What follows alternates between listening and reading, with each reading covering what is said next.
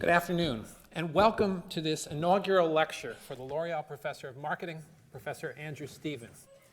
So, Professor Stevens has been with us about a year and a half. Let me tell you a bit about the process by which he came to the university. Marketing has existed forever, but it's been changing dramatically over the last 10 years or so. 10 years ago, we didn't think about social media or Snapchat or Instagram or any of the other things that are so everyday. And so when we were searching for the next L'Oreal professor, it was important that we look forward to the future of marketing and not backwards to the past of marketing. And it's in that spirit that we undertook the search for the L'Oreal professor. Having done that, it was relatively easy to find Andrew Stevens. Not easy to convince him to come, but easy to find him at least. Professor Stevens is a remarkable young scholar who has, and you're going to hear more about his work, works in the intersection between social media, digital marketing, marketing in more general terms, and how, in fact, society interacts with social media. His work is widely published, and you're going to hear some of that today. He's also well recognized. The American Marketing Association has identified him as one of the top 25 most prolific scholars. He's been awarded 40 under 40 by Poets and Quants for the 40 best business school professors under the age of 40. Before coming here, he taught at INSEAD, at Columbia, and at the University of Pittsburgh. We were thrilled to get him to come join our community, and I think you'll be equally thrilled to hear what he has to share with us today. With that, I'd like to introduce Professor Stevens. Excuse me. Now, I forgot one thing. I'd like to special welcome to Professor Stevens' family who are here, and also to a representative from L'Oreal.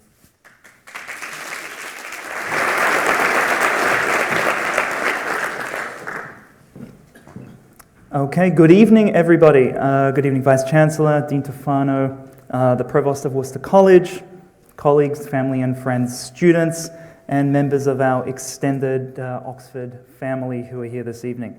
Welcome to this inaugural lecture.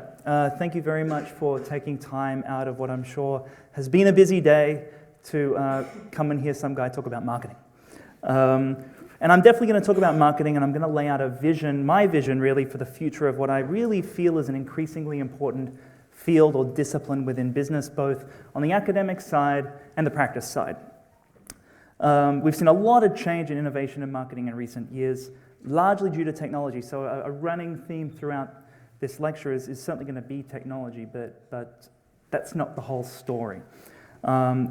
For those of you who aren't really familiar with marketing, I thought it's probably a good idea to preface this by mentioning it's not just advertising. There's more to it than that, and our students, if you don't realize that, you're going to know this next term. It will be on the exam.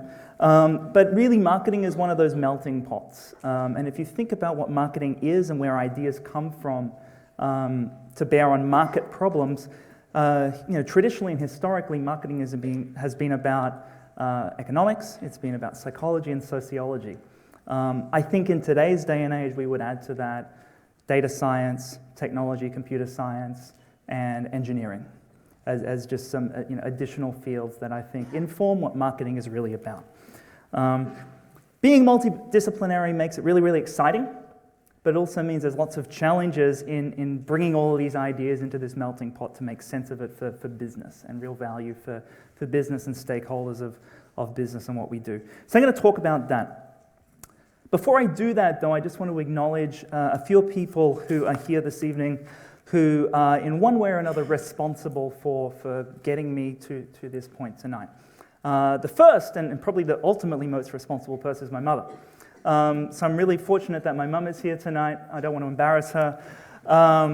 She's come here all the way from our home in Brisbane, Australia, and it's probably safe to say that not many inaugural lectures at Oxford have had a situation where the professor presenting has had a parent who's been able to be here. So I'm pretty proud about that, and I'm really proud that my mother is here. Also, it's a big week for us. On Wednesday, she has quite a significant birthday. So we're having a lot of fun this week, kicking it off with tonight.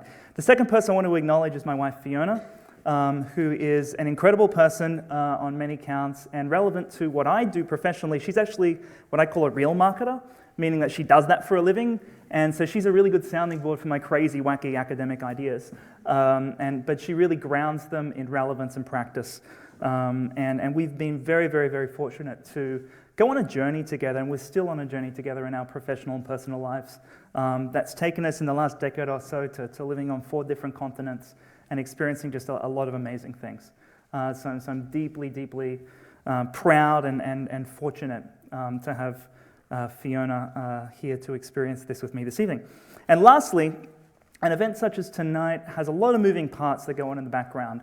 I just want to acknowledge our amazing professional teams within the school in corporate marketing, in events, in AV, and particularly faculty services, and Michelle and Arta, who are probably running around still with headpieces outside, who have really done an amazing job putting this together. And you know, I'm not just the only person that's here for this event tonight. They've really done an amazing job, and I think we need to give them the credit that is due. So with that, let's talk a little bit about marketing. Actually, first, I'll just indulge and talk a little bit about me. So Peter gave a little bit of a background of myself, but I thought it's prudent to give you a little bit more personal context, not a long bio, but just sort of the short version, to give you some context from where I'm coming from with some of the ideas I'll talk about in this lecture. So the short version is I grew up in Brisbane, Australia. I went to the University of Queensland, which is in Brisbane, and did undergraduate degrees in business, but also engineering. And the engineering bit is important, which will come up a little bit later. After that, I moved to the United States, to New York, where I did master's and a PhD at Columbia. After that, I was at INSEAD, which is a business school in France and Singapore, then the University of Pittsburgh, and now here at Oxford for the last sort of year and a half. So moved around a lot. We like to joke about we ship cheap furniture back and forth across the Atlantic, but hopefully we're not shipping things for a long time now because we really love it here. But I think as a scholar, Peter described me as a digital marketing person, someone who studies social media, and that's very, very true. But I think really what I'm about is trying to understand new technologies in market environments, how firms and people, particularly consumers, use and integrate and sort of grapple with new technologies and innovations in our marketplaces. I think this is a really hot area of study at the moment. It's a constant moving target, if you will, because there's always new technologies. And there's always something new to potentially use. And I think that's exciting, but it also poses a number of challenges. I think marketing's really been shaken up, and it continues to be shaken up. So with that, I sort of thought I'd touch on a few, what I thought were sort of maybe 3 dominant technologies that have influenced what I've been working on for the last decade or so, and I think are still really important. And then I'll move into think about what the future holds. So the first one is social media. So most of my work has really been in the space of social media. Whether we're talking about Facebook or Instagram or Twitter or whatever else, or sort of online social interactions in online communities, user-generated content, reviews, and the like. I think we've seen incredible amounts of growth. Just to give you some numbers, and these actually, Facebook released these. This is just for Facebook as an example. Released these last week. Facebook, as of the end of September, had 1.79 billion monthly active users, and then the average day in September saw about 1.18 billion active users on Facebook. Just to give you a sense of the scale of that, and that's just one platform. Whether you like it or not, social media is a really, really big deal, and it continues to be a big part of my research program, and I'll talk about some of those things in a moment. The second big technology, I think, is mobile. I think it's really, really hard for us now to think about an existence without being tethered to a nice little pocket-sized computer. But really what that means, I think, from a marketing standpoint and a consumer behavior standpoint, is that consumers are what I like to call always on and constantly connected. So that has implications for how we market to people, has implications for the sorts of data we collect, or we can potentially collect and access about people as they go about their daily lives as just regular people as well as consumers. And it really influences the way we think about marketing because it's now much more real time, sort of right place, right time, or at least we have those capabilities. And then if you combine mobile with social media, and really the majority of social media use is now on mobile devices, you've got a very powerful combination that can be used for good and can be used for bad as well. And there are some pitfalls that we would need to consider there. But it's really changing how marketplaces function, and to some extent how democracies and societies function as well at sort of a bigger picture level.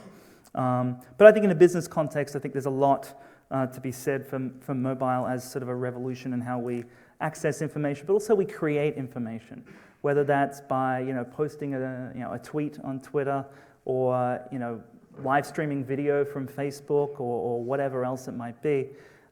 We're content creators as much as we are content consumers, and we can do that in real time and at the right place. So that's an interesting sort of dominant trend that I've also seen influence a lot of my research into how firms and consumers use new technologies and markets. The third one is data, or maybe sometimes big data, although I don't think it's always the size that matters. Marketing, like a lot of fields, has undergone sort of this deluge of data, this explosion of data. The question is, though, what on earth do we do with it? So we can collect it, we can store it, we can analyze it, and certainly analytics capabilities have been rapidly increasing year on year, and that's really, really exciting. So we have really fancy tools and lots of things, lots of data that we can use these tools on. But I think that the fundamental question at the heart of marketing still is, well, what are the questions we need to ask about data? And we need to ensure that marketers continue to ask the right questions, the appropriate questions, the questions that matter and can drive value creation, which is really what marketing should always be about, so that we use these increasingly sophisticated analytics capabilities in combination with the large amounts of data we now have at our fingertips, really, as marketers, so that we can use this for appropriate benefit. So a lot of my research has touched on these themes, and I'll give you some more examples in a moment.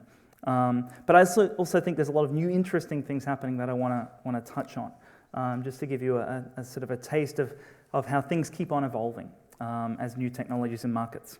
First one is artificial intelligence. I think this is constantly on the rise and something that's on the horizon. I think the jury's out rather in terms of how this overtly impacts consumers and markets, beyond being frustrated with how AI maybe gets it wrong. So probably the best example of AI at the moment that you would face in your daily lives is if you use Siri or some other, Amazon Echo or something like that, and it doesn't understand you.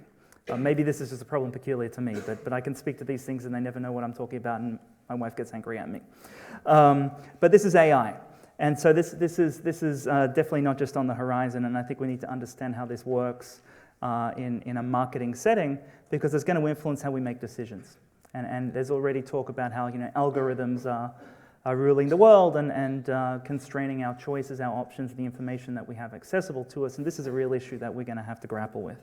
The second sort of thing on the horizon that I think we should think about is robots and the rise of robots.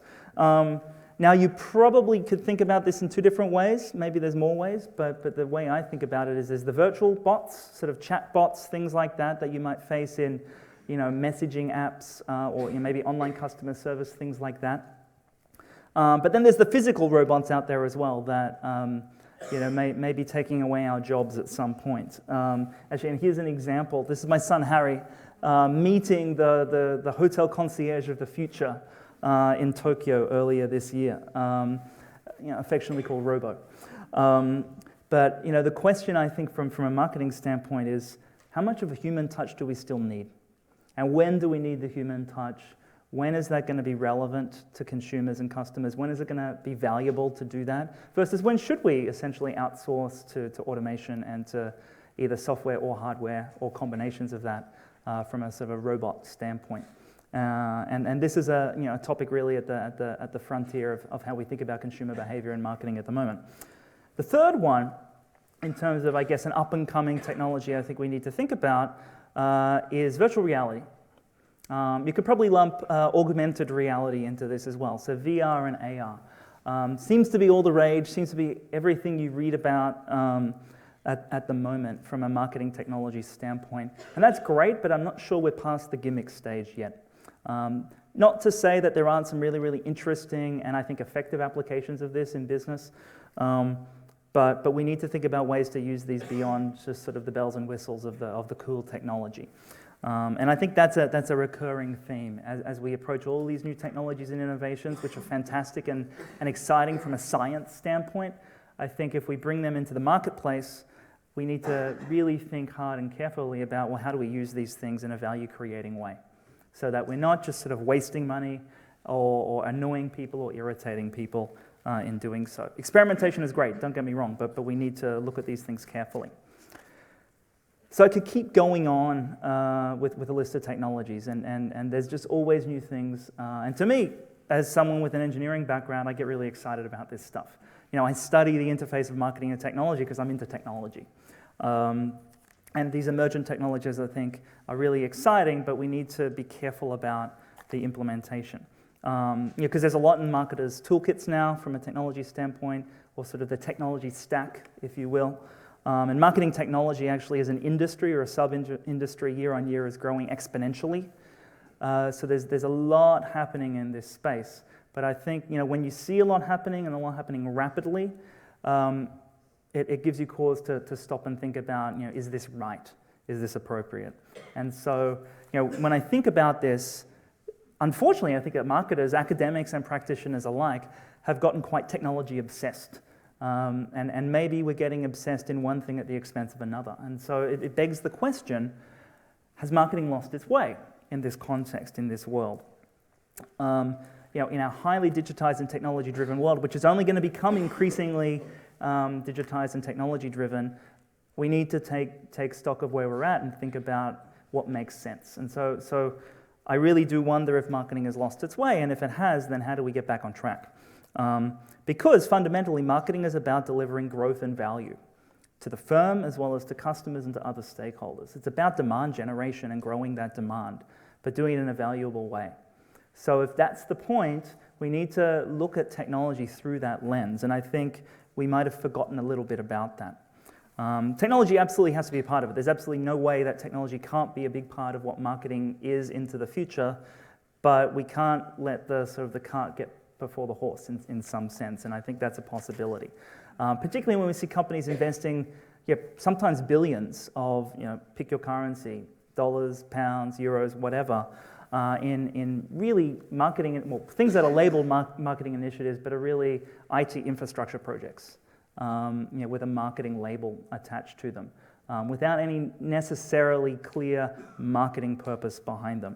So we have to stop and think. I think we've gotten to the point where a lot of the time we're technology first and customers second, and my argument is that we need to move away from that. I don't think it's a great way to create value for anyone, quite frankly. And we'll talk about who those sort of, where the sources of value lie in a moment. So if we think about this, if I was to put a label to attach sort of a term to this, I'd say that marketing has succumbed to the so-called shiny new toy syndrome. It's a serious condition now faced or afflicting millions of marketers, executives, and boards around the world. We're getting caught up in this, and sadly, cases appear to be on the rise. So jokes aside, I think technology for the sake of technology is not good business practice, and certainly not good marketing practice. And there are serious consequences to this. So yes, it can be wasteful, but I think there are serious consequences from a sort of consumer welfare standpoint. Because a significant source of marketing value that marketers deliver to the firm comes from customers, comes from marketing assets such as brands and customers and the relationships you build with those customers.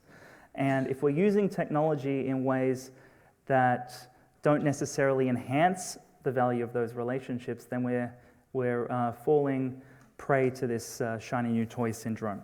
And that leads to subpar marketing tactics. But not just wastage, but I think there are consumer welfare issues as a result of that. So to give an example, we can see this with ad blocking. So here's a statistic that was reported in the New York Times a couple of months ago.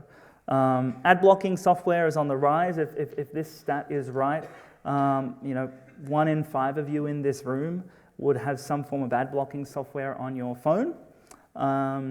And that's going up. I think it's an annual increase of about 90%, and this is globally. So why does that matter? Well, it's bad for advertisers who want to reach people, but it says something about what consumers think of advertising. And actually in some other reports and other surveys that were done looking into this, actually the top 2 reasons why people used ad blocking software were that they found ads to be annoying, intrusive, and disruptive. So basically marketing in some way, to some people in their mind is irritating. And I think that's not the point of marketing. That's not our role. That's not what good marketers try and do. But if that's what's happening, as evidenced, for example, by the use of software that blocks marketers, then we need to take a look at ourselves. And this is particular in the digital marketing space, so the marketing technology space. So yeah, marketing shouldn't irritate people. It's not our purpose. Now, this is not actually a new thing. So believe it or not, preparing for this lecture, I was looking back on the history of marketing. I was sort of curious, when did marketing first come about? So being Oxford, I consulted the Oxford English Dictionary. And they have a nice online tool that tells you where and when a word first appeared. So that's really great. So the word marketing apparently first appeared in English text in 1561. Now, turns out it was in Thomas Norton's English translation of Calvin's Institutes of the Christian Religion, no less. So I thought, okay, that's really interesting. I'm at Oxford. We have an amazing library called the Bodleian. Surely they've got a copy of this. Maybe I can read it on the train on the way home. So off I go to the Bodleian and meet the lovely librarians who look at me strangely and insist that no human being is going to touch this thing. So, okay. But they were kind enough to send me some scanned pages. So I guess some human beings can touch it. And so if you look at it, now it's sort of curious how the word is being used. And so I certainly don't claim to be a sort of a scholar of old texts. There are many people in this university who are much more skilled at that than I am as a mere marketing professor. But I didn't have to go too far. So here's the page that the word appears on. There's marketing. I don't expect you to be able to see this. But I had to go one word before it. So the adjective used to describe marketing is filthy. So perhaps as far back as the 16th century, at least in documented English text, some people had a problem with marketing. So maybe we get a little bit of a bad rap as a result. But I think this is a pertinent point because it suggests that it's not really about the technology, it's about how the technology is being used, in our case, in the 21st century. And I think the rapid pace of digitization and digital transformation of marketing and consumer behavior means that it's causing us some headaches. And if people are turning away and basically saying we don't want to be marketed at, we really need to rethink what we're doing. So, how do we address this shiny new toy syndrome? What do we do about it? So, I think we can learn a lesson from another discipline that deals with new technology all the time. And I mentioned engineering as sort of where I started out as an undergraduate. And so, maybe for better or worse, I think like an engineer.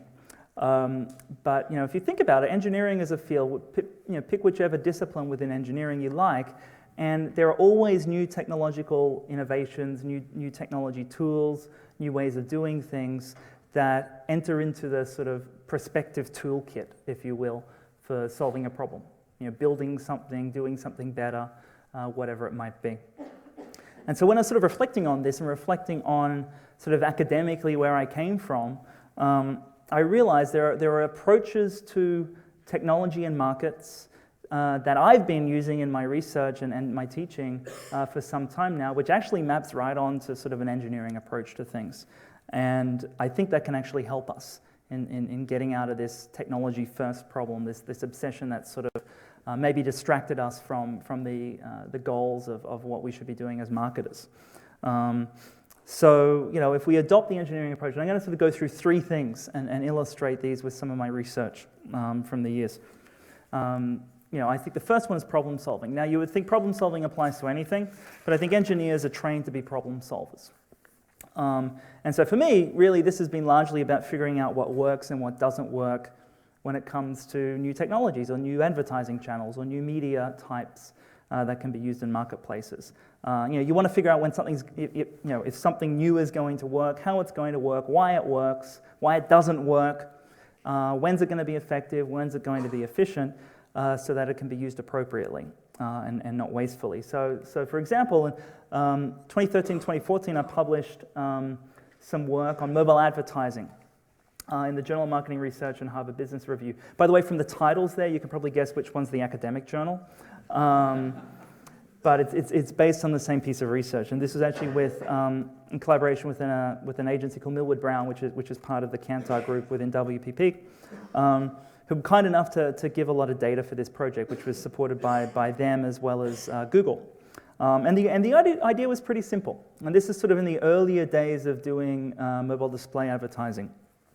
The idea was we'll look at a whole bunch of different ad campaigns which were run as experiments, meaning randomly half the people were shown the ad and the other half weren't, and then there were some measures taken, in this case purchase intent. And then you compare those groups, the test and control group or the exposed and control group, to see if the campaign worked on average. And so pretty simple premise, but looking across, so we looked at 54 different campaigns from I think about 13 or so different industry sectors, so sort of a wide array. And we just wanted to see, what was going on at first. And so, this plot basically says that 70% of the campaigns we looked at had no effect. So now, optimistically, 30% did, which is great. But actually, to the researcher, this is great because you've got some things that are working and some things that are not. And now the problem-solving approach, from that engineering mindset, is, well, now let's figure out why. And in this case, it was to do with the types of products and how they were positioned, and sort of how those products were communicated to consumers. And so certain types of products work better than others in sort of mobile display advertising in this particular piece of research.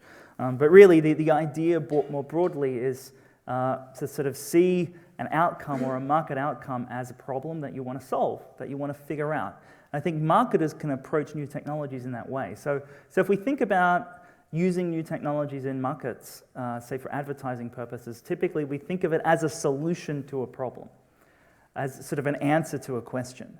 I think the better way to think about it is the new technology is the problem, and you have to figure it out. It's the question that you need to answer before it can become an answer to some other sort of business question or marketing question. So I think that's the first one I wanted to talk about in terms of problem solving. Second one, which is a little bit broader, is what I like to call complex systems thinking. And basically, it's saying that the world is more complex than we would like it to be, but let's embrace that. And I think this is the way engineers think. They think of systems, they think of lots of moving parts and how those moving parts fit together, how they hopefully fit together in complementary and synergistic ways. And so that's what I think we need to do more in marketing, both on the academic side as well as the marketing practice side. But realizing that there are many, many parts to a system, whether it's a marketplace with lots of different people in that marketplace, so maybe you're thinking about social networks of consumers, or it's media channels that a marketer is allocating budget across, so TV, radio, print, digital display, mobile, social media, influencers, and so on. And you're trying to see how all these sort of moving parts, these parts of a complex system work together, as opposed to thinking about each of them in isolation. So I'll give you two examples. First one is a paper that I published in the Journal of Marketing Research in 2012, which looked at, and this is a less complicated title, I should say, looked at traditional media and social media and how they worked together as parts of a system, different media channels in a system to affect sales for an e-commerce website. And the idea here was simple. Instead of looking at, well, what's the impact of traditional media by itself? What's the impact of social media by itself? Let's look at these things together and see how they maybe work together or perhaps against each other. We found that they work together, but we also found when we model these things together, the impact of social media was much, much larger than traditional media in driving sales. And the social media actually helped influence the traditional media, which then in turn also influenced the sales. So there's sort of direct and indirect paths of influence or causality in this system. And so you need to look at this as a system to really get that insight. And it's an important insight because it influences how marketers might decide to allocate resources between these sort of two broad media types. Another example I want to use here is a paper that's coming out in another journal called Marketing Science, I think actually in January. So this is in press at the moment. And we think another way to think about complex systems is what I'd call spillover effects. So in some sense, unintended consequences of an action. So we looked at this in the context of what we call here seeded word-of-mouth campaigns, but to the marketers in the room, it's influencer marketing, basically. So the idea is a marketer will send a product sample out to a carefully selected consumer, a so-called influencer, and hope that they'll generate some content around that, so some word of mouth. Maybe they'll post on social media, hopefully favorably, and that's going to drive more people to be talking about that hopefully favorably in due course. Sort of everyone else is connected to them. So that's fine. That's pretty well established. In fact, that goes back about 60 to 70 years and has been looked at in lots of fields, not just marketing, sociology and physics even.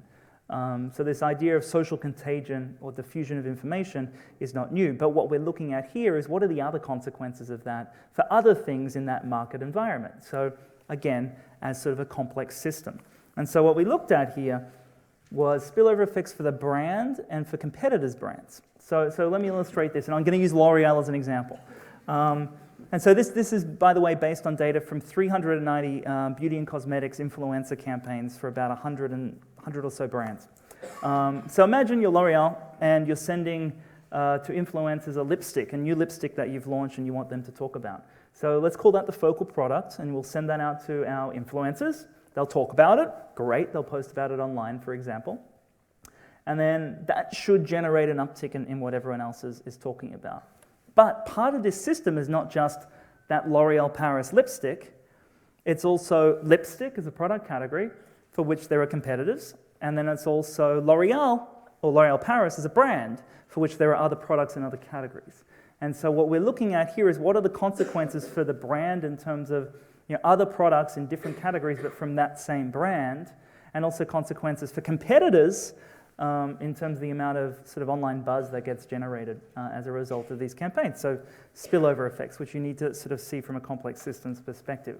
So you could have this brand spillover, so maybe these people are more inclined then to talk about, say, L'Oreal Paris eyeliner, but maybe they're also going to talk about Chanel lipstick, right? Because now they're prompted about the category and maybe they start to compare things or whatever else. So there's a lot of inherent complexity in just something as simple as thinking about how people talk about products, where the firm is initiating that conversation through an influencer campaign. So what we found, consistent with all of the prior literature in marketing and elsewhere, that sending the product out gets people talking about that product. We expected to see that. If we didn't see that, then there probably would have been something odd with our data or the way that we modeled it. But what we're interested in is these brand and competitor spillovers. And so what we actually found was a reduction in talking about other products from the same brand. So what we call a negative brand spillover, which if you're a marketing manager for that brand, it's not great, really. You would hope that it would be a green arrow pointing up, meaning a positive effect, because it's sort of an added bonus, sort of a halo effect of your campaign, but instead it was the other way around. And likewise also, although good news from a competitor standpoint. So once you start to think about these spillovers or this complex system environment, then you start to see these other consequences of marketing actions that you wouldn't otherwise be capturing. And the important thing here is to understand the direction of these effects. Because what this suggests is you could actually use influencer campaigns not only to boost people talking about that product in the campaign, but also suppress competitor activity or conversation around the competitor's products at the same time. Sure, you're not going to get that nice little brand halo effect, but it could have a negative effect on your competitors.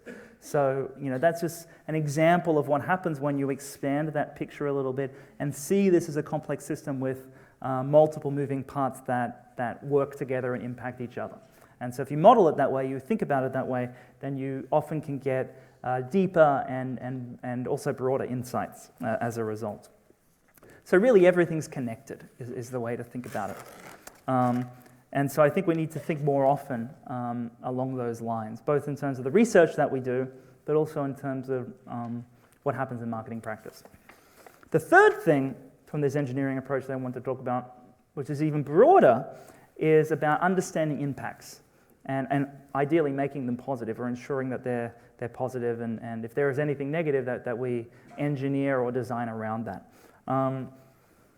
So this is a little bit broader because if you think about what engineers do, they're trying to design things, they're trying to build things that hopefully impact people in a positive way. You build a bridge across a river, it cuts people's commute times in half, that sort of thing. So measurable differences in people's lives. But before you do that, you try and understand all the different impacts, good and bad and everything in between of what you're doing so that you can optimize.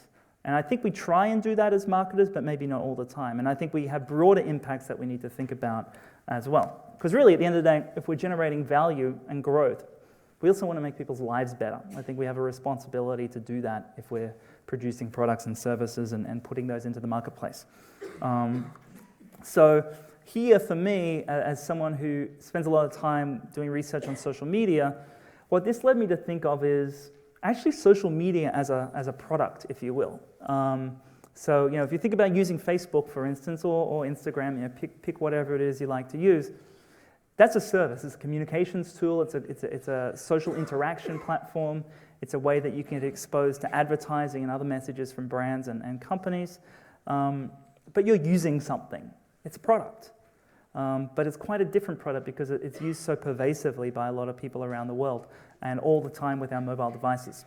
So this led to a sort of a stream of research that I've been working on for a number of years now into understanding the impacts of social media use, treating social media as a product or a service. And there's a project that we've just gotten underway at the moment, funded by the university's John Fell Fund, which is sort of a longitudinal study to look at this and look at how social media use impacts people's well-being and happiness, but breaking well-being down into different dimensions, so economic as well as physiological and psychological.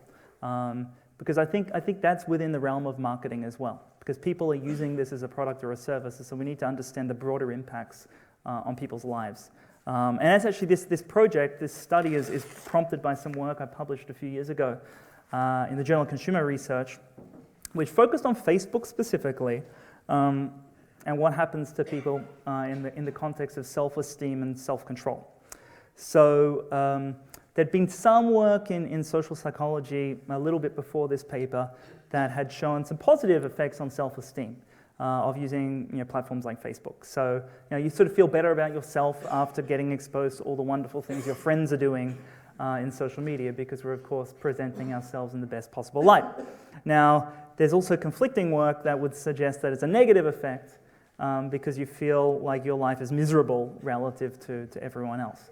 So we kind of thought that's interesting, and there'd been some work also in decision making and decision science around sort of the link between elevated self-esteem and people's self-control. Sort of basically, we call it the licensing effect, but it's sort of letting your guard down. You feel good, you feel happy, you feel like life is great, then you sort of maybe don't act as carefully in certain decisions that you make. So self-control suffers as a result of that. So we thought, well, let's put this together. So we ran experiments, randomized trials in this. We had people either use Facebook for 5 minutes or read the news for 5 minutes. And then we would have them do a lot of different things, but sort of a typical study was to then make some choice which would be indicative of their sort of momentary level of self-control. So the best one to use, I think, is get them to pick a snack. Do you want to pick the healthy snack, or do you pick the chocolate chip cookie? And so what we found was, after using Facebook for just 5 minutes, compared to our control groups who didn't, people were much, much more likely to choose the unhealthy snack, the chocolate chip cookie, let's say. More in the vicinity of about 80% of people in those conditions versus about 30% in the control groups. And we found this was because of elevated levels of self-esteem, particularly for those people who reported being connected to what we call stronger ties in Facebook. So they were getting exposed to content in their news feeds from people they kind of cared about, because they were close friends, family members, and the like. So that's kind of troubling. So that led to this new study that we're doing. But there's also some other research which is underway also at the moment, where we're looking at this in the context of people's online shopping behaviors. And so we have data for a panel of internet users, thousands of people that were tracked, with their permission, of course, for a year, where we know everything that they did online, all the different websites they went to, how much social media time they spent on the various social sites, and then we know what they bought in terms of online shopping. And you see this effect play out. So you see more time spent using social media having an impact on elevated levels of impulse buying, people shopping more sort of across the internet, going to more shopping sites, and buying more things that would typically be in product categories that are bought impulsively. Again, sort of an example of a failure of self-control.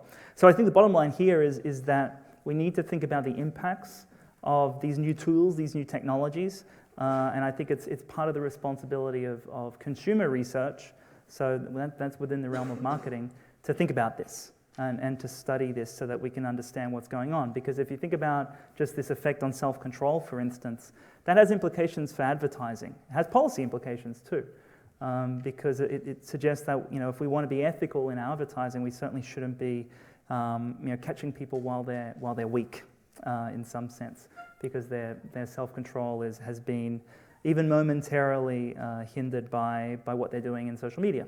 So there are, again, sort of complex interplays between these different sorts of media that people are exposed to, and they can have important consequences, I think, for individual welfare and well-being. So that's another line of work that I think we're doing. So the question then becomes, what's next? So what's the solution here? So I sort of laid out these three components of sort of a more engineering type approach to how marketing considers and appropriates new technologies. And I think we need to use technology smartly to help us solve problems that need solving. So it's about doing something that's meaningful to customers and helping solve things that they need to have solved, not just sort of hammering them with stuff, quite frankly. We need to stop this technology-first approach because I think it leads us down that path and sort of somewhat of a slippery slope. So I think what this adds up to is an approach to marketing that I'm going to call marketing with purpose. And there's multiple aspects to this framework, which I'm introducing, but really what this is a call to do is to return to what marketing is meant to be about, which is about delivering value and growth to different stakeholders that have a stake in this game.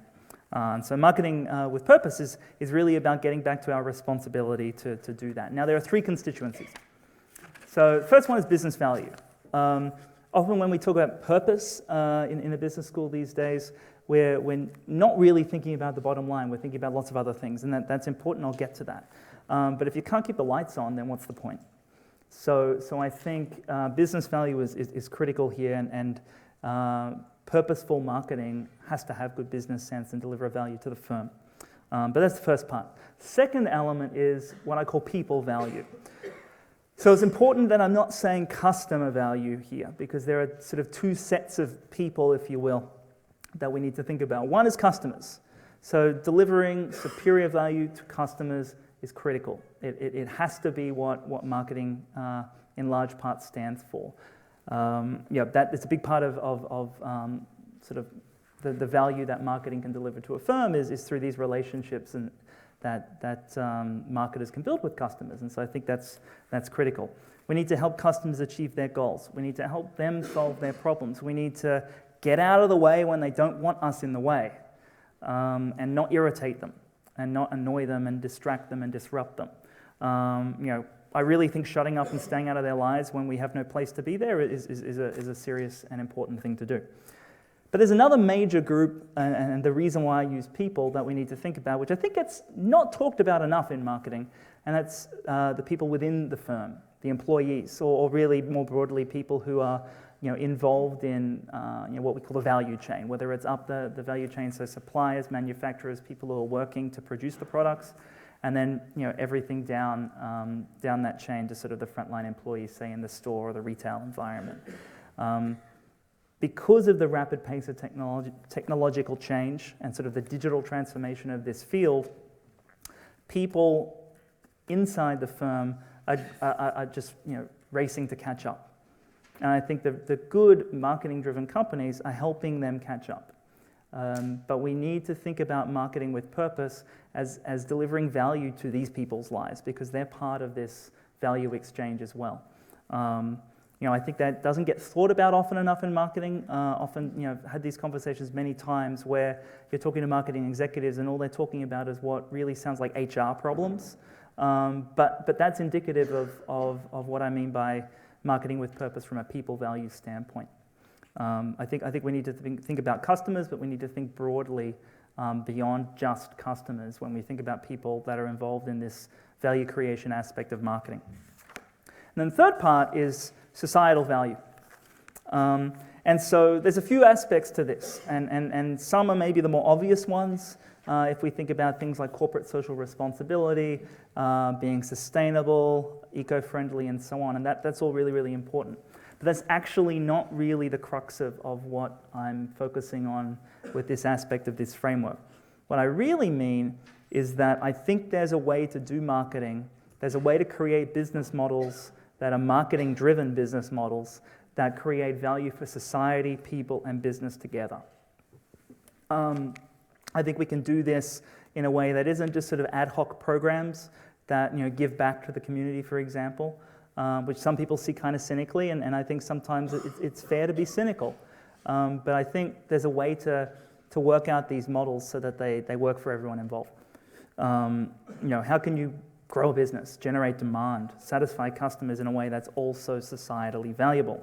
So I think we think about this when we think about things like social entrepreneurship and impact investing, but these ideas, believe it or not, haven't really trickled into marketing that much.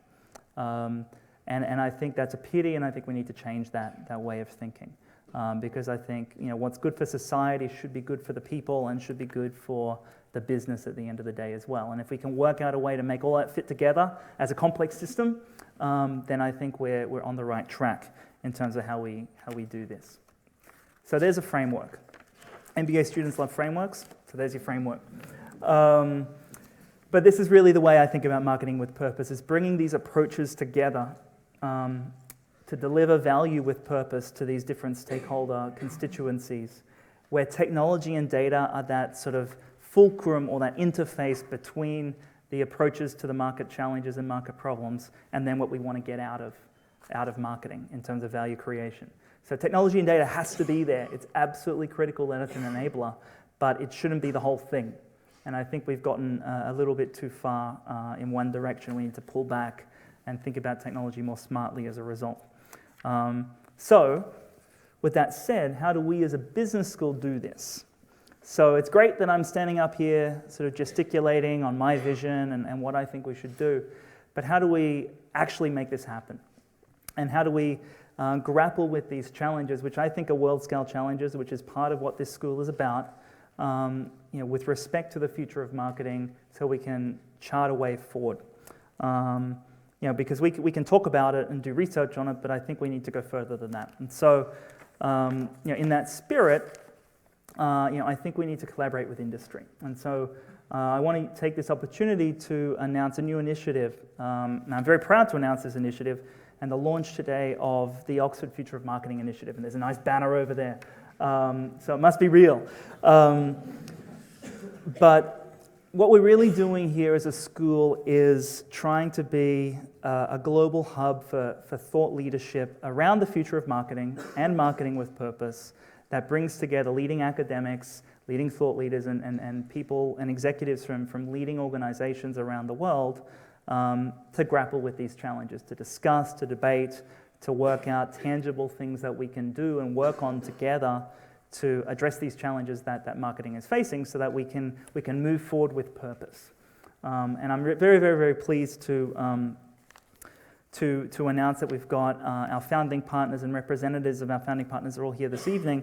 And so I just want to mention who they are, because it's an impressive group that covers the full spectrum from brands in different industries to agencies, all the way to software and technology and sort of data analytics companies. And so these are the partners. So Allianz, which is the world's largest insurance and asset management company. Kantar, which is part of WPP. So WPP is the world's largest advertising group. Kantar is the home to the world's leading marketing, research, data, and insight companies. L'Oreal, gladly, is part of this as well, the world's leading beauty and cosmetics company, home to some really, really well-known brands, not just the sort of flagship well-known L'Oreal brands, but about 32 different brands in that industry. Nucleus Marketing Solutions, which is a really, I think, a visionary new type of advertising technology company, founded by 4 large media companies in the United States, with the purpose of offering advertisers a better way to digitally advertise, to reach better audiences, but to do it in a way that supports high-quality journalism. So, if you need an example of a company with a business model that's delivering societal purpose at the same time as being good business and business value, I think is a good example. Particularly in sort of today's day and age where I think we need high-quality journalism more than ever. And then lastly is Teradata. So Teradata is one of the world's largest data analytics software and consulting companies. And they work with really many of the world's biggest brands and biggest companies to help them with data analytics. So they can really get a lot of value out of their data in a meaningful way. So these 5 visionary organizations have partnered with us, and they're all represented here. And we spent the day together. The MBA students who are here got a glimpse of this at lunchtime, but we've sort of been behind closed doors discussing lots of things throughout today in terms of what we need to focus on for the future of marketing and what our initiative will be. So kind of watch this space. But I think it's really, really important to bring to bear both academic and practitioner and industry perspectives to this challenging problem. So to sort of think about the conclusion here. If we return to my original question, has marketing lost its way? I think the answer is yeah, it has. But it's not all doom and gloom. I sometimes get accused of being a little bit too pessimistic about this. But I actually think it's an optimistic point in the marketing world because there's lots of things we can do. We certainly have technology that's giving us massive, massive digital capabilities. So what we could dream of, we can kind of do. But I think it's a good time to pause, take stock, and look back and say, well, actually, have we lost our way? Have we lost our purpose in what we're doing? So my challenge to the marketing world is to ensure that our work is purposeful, and in particular, that we see technology as an enabler, as a valuable tool, as a means to an end, but not the end in of itself. Thank you for your attention.